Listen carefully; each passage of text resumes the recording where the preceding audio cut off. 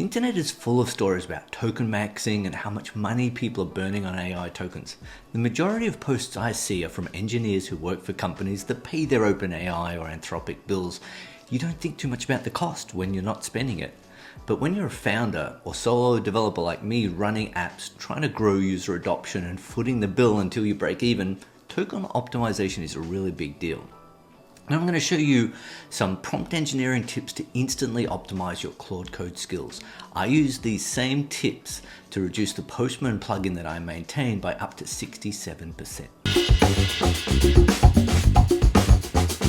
There are many ways that you can use prompts in AI. For this video, I'm going to focus on skills. I use skills in all of my apps to create itineraries, add and refresh routes, data, quizzes, run evals on APIs, basically anywhere that there's a repeatable process. Now a skill is made up of three things. The YAML front matter. Now this is a brief header in a skills.md file that defines the skill's name, invocation command, say a blog writer, in this instance TDD, enforcer, and a quick description. This is what Claude uses to determine whether to invoke it every time you type something like write me a blog post or enforce skills or requirements. The next is the markdown instructions. This is a step-by-step rules and formatting preferences and workflows that Claude follows when the skill is triggered. So you can see all of the details and information here on what I want to do for my skill. The third is references. They're not represented here, and we'll go into this a little bit more later, but these are additional markdown files that may contain more specific instructions and rules that are not needed for every invocation. So let's start with creating a pretty simple skill. I want to create a skill that is about writing blog posts. So I'm going to drop right into Claude here and just ask it, create me a skill that helps me write blogs or articles on a particular topic. I want it to research the SEO trend topic, suggest slight variations, tweak the file titles, and write in a passive voice for a technical audience. Now by default it creates just an MD skills file, but I want it to be an installable skill that I can run with a / command. So I've gone ahead and going to do that. It's going to create the skill technical blog writer. Now let's have a look at how it created this skill. So you can see up here is the front matter that we discussed before. That looks pretty good and pretty tight. What I generally see is most of the time when there are skills that are inefficient, this description is very big and very long. Now, it's really important to realize that this is your most valuable real estate and where most of your tokens will be used. Every single time Claude runs and tries to understand if a skill should be invoked, it reads this front matter. So if you've got 2 or 3 paragraphs in there, that's 2 or 3 paragraphs worth of tokens that are actually being burned and utilized just to see if the skill should be used. Keep it tight. This did a pretty good job of it, creating it here. But what I'm seeing here in the instruction material, there's a lot of details in instructions. This is not a bad thing if it's intelligently written, and this looks pretty good for what you want it to do. Not too bad. I would probably tighten up a few things here, but the important thing is that everything is bulleted and there's a specific flow that the agent can run through. We can kind of leave that alone here, but where I think we can do a lot better job is once we start to get a little bit more detailed on what we want to do for our agent. So for example, let's say we wanted this blog and article writer to write in a different tone or a different voice to be able to post onto LinkedIn, which is more kind of high level buzzy sort of area, a little bit shorter, a little tighter, versus something like say Substack, which is much more developer oriented and developer focused. So you can get a little bit more in the weeds and the details. You want that tone and voice to be different. What a lot of people might do is add those instructions and rules directly inside this blog writer skill.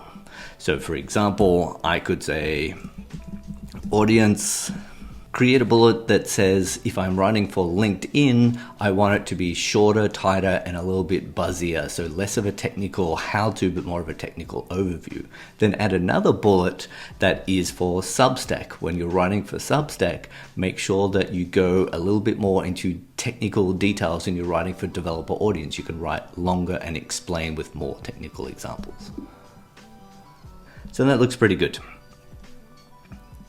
Now the trick here is this will run and it will run fine, but it's not very efficient. And the reason for this is that every single time it runs, this is going to have the agent go in, and Claude is going to look and say, okay, I'm going to read this line here for LinkedIn, and if I see that it's LinkedIn, I'm going to do these instructions. It's also going to read this line for Substack and say, okay, you've said something about Substack, I'm going to read these instructions. If you just have a prompt that say, write me an article for LinkedIn, there's no reason for it to read all of that data and information for Substack. This is where you want to start moving into resources. Now we're starting to get into something called progressive disclosure, and this is the way that Claude and the agents work when it reads specific resources and subfiles to call in the information that it needs in real time in context. So if I'm typing something about LinkedIn and I want that blog, it's going to potentially read an additional resource. Right now we don't have that. What I can do though is I can go ahead and create a new folder inside here. Let's just call it resources. And I've gone ahead and created two files already, a LinkedIn writing guide and a Substack writing guide. I'm going to move these guys over here. And now inside my skills file, instead of having this audience talking about LinkedIn and Substack and the details and instructions directly within inside, I'm going to change this and say, if writing for LinkedIn, read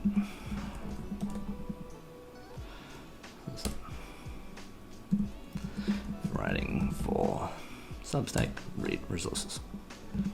So it's a very simple change, but it's very powerful in the way that tokens are utilized and used. That's the only change that I need to do. Now when I want to actually run it, I might just say write an article for LinkedIn about AI avatars. What it's going to do, it's going to find our skill here quite happily. It's found that one. It's going to go in and you can see here that it's saying it's going to look at the LinkedIn writing guide. Now, if we didn't have this before, remember it would call in everything regardless of LinkedIn or Substack. But now that we have this progressive disclosure, it optimizes the read of the tokens that go in. If you have tokens that are inside the cache, that is very, very cheap compared to a new read with inside the agent. So the more that you can use progressive disclosure to optimize when you do those reads and writes, the better optimized and the more money that you'll save actually creating your token. You can go through and answer a few questions. Let's say first practitioner. Let's do a technical audience here. Marketers and content leaders because it's for LinkedIn. I could go back and optimize, say, this LinkedIn writing guide even more and add an audience and a persona in here. Again, it's only going to be read when it's needed. But you'll see here, everything is going through the phases that are outlined in my skills file. Phase 1, phase 2, phase 3, phase 4 to create the draft. And there we go. Nice looking blog and article for LinkedIn very easily. I could keep optimizing it as much as possible to get the exact style and format that I want. But the really important things here, we've created a well-defined skill now. Our skill starts with a tight front matter, good clean instructions, and then finally reference files for that progressive disclosure. All of these things are made to optimize your token usage.